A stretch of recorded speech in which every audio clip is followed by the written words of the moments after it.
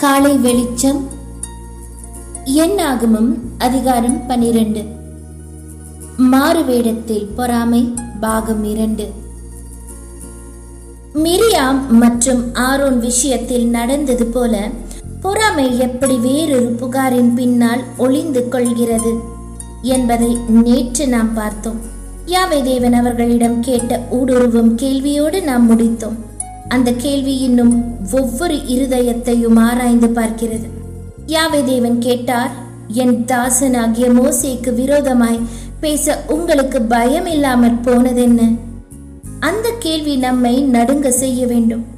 ஒரு சகோதரன், ஒரு சகோதரி, ஒரு மூப்பர், ஒரு ஊழியர் அல்லது மந்தையில் வேலை செய்யும் ஒருவரை பற்றி நாம் பேசுவதற்கு முன் முதலில் நம்மை நாமே கேட்டுக்கொள்ள வேண்டும். இது உண்மையா? இது அவசியமா? இது அன்பினால் செய்யப்படுகிறதா? நான் அவர்களை சீர்படுத்த விரும்புகிறேனா அல்லது கசப்புணர்வை வளர்க்கிறேனா? நான் உண்மையான அக்கறையோடு பேசுகிறேனா அல்லது பொறாமை இல்லாம?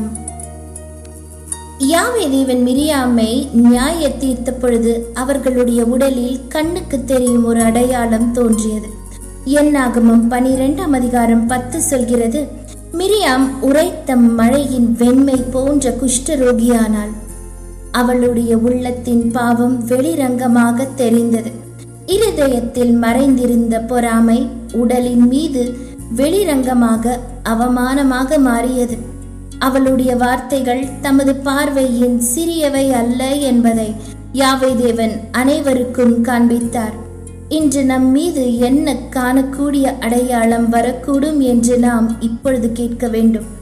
இங்கே நாம் கவனமாக இருக்க வேண்டும். ஏனென்றால் ஒவ்வொரு வியாதியும் அல்லது பிரச்சனையும் பொறாமையினால் தான் ஏற்படுகிறது என்று நாம் சொல்லக்கூடாது. யோபு நீதிமானாக இருந்தும் துன்பப்பட்டார். கிறிஸ்து பாவமில்லாதவராக இருந்தும் பாடுபட்டார். பல உண்மையுள்ள ஊழியர்கள் சோதனைகள் வழியாக நடந்து சென்றார்கள். ஆனால் மக்கள் தவறாக வழியில் நடக்கும் பொழுது யாவே தேவன் அவர்களை தண்டித்து திருத்துவார் என்பதை வேதம் காட்டுகிறது. எபிரேயர் 12 அதிகாரம் 6 சொல்கிறது, கர்த்தர் எவனிடத்தில் அன்பு கூறுகிறாரோ அவனை அவர் சிட்சித்து தாம் சேர்த்து கொள்கிற எந்த மகனையும் தண்டிக்கிறார். சில நேரங்களில் அந்த அடையாளம் சமாதானத்தை இழப்பதாக இருக்கலாம். ஏனென்றால் கசப்பான இதயத்தால் அமைதியாக இருக்க முடியாது. சில நேரங்களில் அது ஆவிக்குரிய வறட்சியாக இருக்கலாம். ஜபம் தூரமாகிவிடும், வேதம் மூடிக்கொள்ளும், மேலும் மகிழ்ச்சி மறைந்துவிடும். சில நேரங்களில் அந்த அடையாளம் நம்மை சுற்றியுள்ள பிரிவினையாக இருக்கலாம். ஏனென்றால் கசப்புணர்வு பரவி பலரை தொந்தரவு செய்யும். சில நேரங்களில் நமது மறைவான மனப்பான்மை மற்றவர்களுக்கு முன்பாக வெளிப்படுவதற்கு யாவே தேவன் அனுமதிக்கலாம். மேலும் சில நேரங்களில் கடுமையான சூழ்நிலைகளில் பவுல் கொரிந்தியர்களை எச்சரித்தது போல உடல் ரீதியான சிச்சை கூட இருக்கலாம். இது நிமித்தம் உங்களில் அநேகர் பலவீனமும் வியாதியுள்ளவர்களுமாய் இருக்கிறார்கள், அநேகர் நித்திரையும் அடைந்திருக்கிறார்கள். மீண்டும் சொல்கிறார், ஒவ்வொரு வியாதியையும் தண்டனை என்று நாம் தீர்மானிக்க கூடாது. அதே நேரத்தில் யாவே தேவன் தனது மக்களை கடுமையாக சிட்சிக்க முடியும் என்ற எச்சரிக்கையையும் நாம் புறக்கணிக்க கூடாது. மிரியாம் 7 நாட்களுக்கு பாளையத்திற்கு வெளியே அனுப்பப்பட்டாள். என்னாகமம் 12 14 முதல் 15 நமக்கு சொல்கிறது, அவள் 7 நாட்கள் பாளையத்திற்கு வெளியே வைக்கப்பட்டாள். அவள் மீண்டும் உள்ளே சேர்க்கப்படும் வரை மக்கள் தங்கள் பயணத்தை தொடராமல் காத்திருந்தார்கள். இது ஒரு பயங்கரமான காட்சி. யாவே தேவனின் மேகத்தின் கீழ் மந்தை முன்னேறி சென்று கொண்டிருந்தது. ஆனால் மிரியாம் தம் பாவத்தின் காரணமாக கொஞ்ச காலம் வெளியே தங்கி இருக்க வேண்டியிருந்தது. அதே போல கசப்பு, பொறாமை, தவறான குற்றச்சாட்டு அல்லது கலக்கம் நம்முள் தொடர்ந்தால் கிறிஸ்து வழி நடத்தும் மந்தையின் சமாதானத்தில் இருந்தும் ஐக்கியத்தில் இருந்தும் நாம் பிரிக்கப்படுவதை நாமே உணர்வோம். சில நேரங்களில் ஒரு விசுவாசி கூட்டங்களில் தொடர்ந்து கலந்து கொள்ளலாம். ஆனால் உள்ளூர அவர் வெளியே இருப்பார். உணர்வற்றவராக, தூரமாக, புண்பட்டவராக, மகிழ்ச்சியோடு நடக்க முடியாதவராக இருப்பார். இன்னும் கடுமையான சூழ்நிலைகளில் மனம் திரும்புதலுக்கான சபையின் திருத்தம் மற்றும் பிரிவினை குறித்தும் வேதம் பேசுகிறது. பவுல் எழுதினார், அந்த பொல்லாதவனை உங்களை விட்டு தள்ளி போடுங்கள்.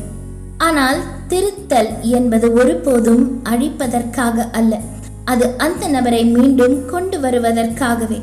மிரியாம் என்றென்றைக்குமாக தள்ளப்படவும் இல்லை. அவள் சிட்சிக்கப்பட்டாள், தாழ்த்தப்பட்டாள், பின்பு மீண்டும் சேர்க்கப்பட்டாள். யாவை தேவனின் திருத்தத்தில் கடுமையானதுதான். ஆனால் மனம் திரும்புதல் வரும்பொழுது அது இரக்கம் நிறைந்தது. எனவே இதயங்களில் பொறாமையோ கசப்போ இருந்தால் அதை சரி செய்வதற்கான நாள் இன்றுதான். யாவை தேவன் அதை வெளிப்படுத்தும் வரை நாம் காத்திருக்க வேண்டும். அது விமர்சனமாக, குற்றச்சாட்டாக, பிரிவினையாக அல்லது கலக்கமாக வளர நாம் அனுமதிக்க கூடாது. அது மனம் திருத்தும் போதே அதை நாம் அறிக்கையிடுவோம். நம் இதயங்களை சுத்திகரிக்கும்படி யாவை தேவனிடம் கேட்போம். 1 யோவான் 1:9 சொல்கிறது, நம்முடைய பாவங்களை நாம் அறிக்கையிட்டால் பாவங்களை நமக்கு மன்னித்து எல்லா அநீதியையும் நீக்கி நம்மை சுத்திகரிப்பதற்கு அவர் உண்மையுள்ளவரும் நீதியும் உள்ளவருமாயிருக்கிறார். பொறாமையின் காரணமாக ஒரு சகோதரன் அல்லது சகோதரிக்கு விரோதமாக நாம் பேசியிருந்தால் நாம் ஒப்புரவாவோம். பொறாமையை ஆவிக்குரிய வார்த்தைகளால் மூடி மறைத்திருந்தால் யாவை தேவனுக்கு முன்பாக நாம் நேர்மையாக இருப்போம். கசப்புணர்வை நாம் அப்படியே விட்டிருந்தால் அது பலரை கெடுப்பதற்கு முன்பாக இன்றே அதை பிடுங்கி எறிவோம். நம்முடைய போதகர் சொன்னார், ஆகையால் நீ பலிபீடத்தினிடத்தில் உன் காணிக்கையை செலுத்த வந்து உன் பேரில் உன் சகோதரனுக்கு குறை உண்டென்று அங்கே நினைவு கூறுவாகையாகில் அங்கேதானே பலிபீடத்தின் முன் உன் காணிக்கையை வைத்துவிட்டு போய் முன் உன் சகோதரனோடே ஒப்புரவாகு. இது மிகவும் நடைமுறையான ஒன்று. பொறாமை நம்மை தவறாக பேச செய்திருந்தால் நாம் தனிப்பட்ட முறையில் ஜெபிப்பது மட்டும் போதாது. எங்கு சமாதானம் தேவையோ அங்கு நாம் சமாதானத்தையும் ஏற்படுத்த வேண்டும். ஒருவேளை ஒரு செய்தி அனுப்பப்பட வேண்டியிருக்கலாம், ஒரு தொலைபேசி அழைப்பு செய்ய வேண்டியிருக்கலாம், ஒரு தவறை அறிக்கையிட வேண்டியிருக்கலாம், ஒரு காயம் அகற்றப்பட வேண்டியிருக்கலாம்.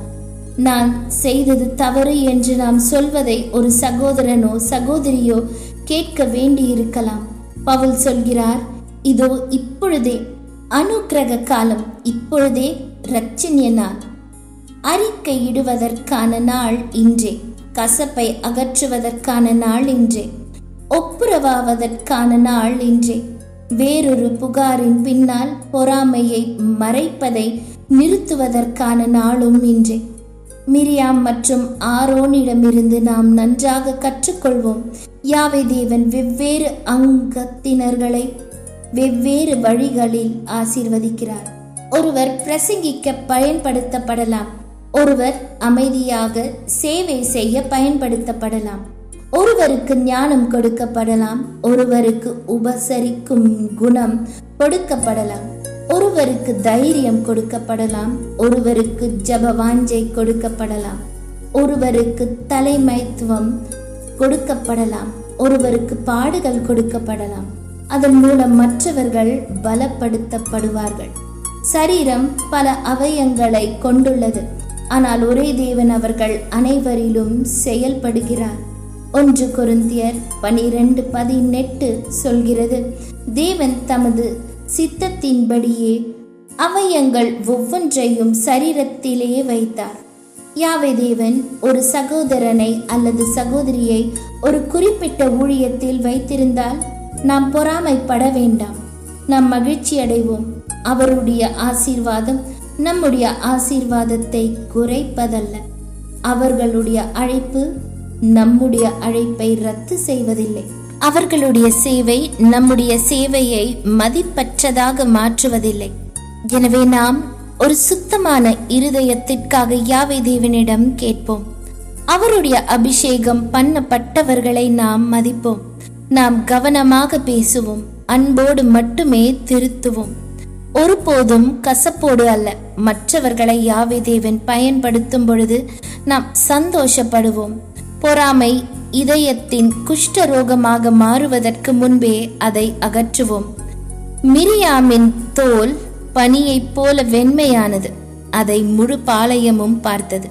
நம்முடைய மறைவான கசப்பு ஒருபோதும் கண்ணுக்கு தெரியும் அவமானமாக மாறுவதற்கு முன்பாகவே யாவே தேவன் நமக்கு உதவுவாராக.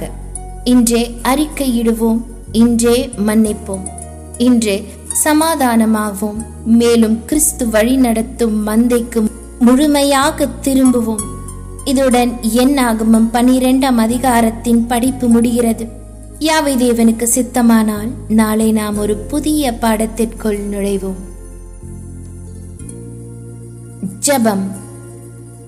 யாவே தேவனே, எங்கள் பிதாவே, எங்கள் இதயங்களை ஆராய்ந்து எங்களுக்குள் மறைந்திருக்கும் எந்த ஒரு பொறாமை, கசப்பு அல்லது சுயநல ஆசைகளையும் வெளிப்படுத்துங்கள். தவறான நோக்கங்களை ஆவிக்குரிய வார்த்தைகளால் நாங்கள் மூடி மறைத்த நேரங்களுக்காக எங்களை மன்னியுங்கள். நீர் எங்கள் சகோதர சகோதரிகளை ஆசீர்வதிக்கும் பொழுது நாங்கள் சந்தோஷப்பட எங்களுக்கு உதவுங்கள். நீர் ஏற்படுத்திய ஊழியர்களுக்கு விரோதமாக பேசுவதிலிருந்து எங்களை காத்தருளுங்கள். மோசேயைப் போல தாழ்மையையும், ஆரோனைப் போல மனம் திரும்புதலையும், மிரியாமைப் போல மீண்டும் சீர் பொருந்துதலையும் எங்களுக்கு தாருங்கள். கிறிஸ்துவின் மூலம் எங்கள் இதயங்களை சுத்திகரித்து மந்தையோடே சேர்ந்து நடக்க எங்களை வழி நடத்துங்கள்.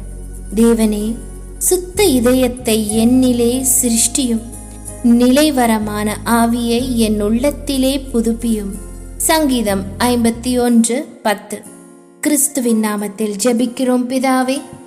ஆமேன்.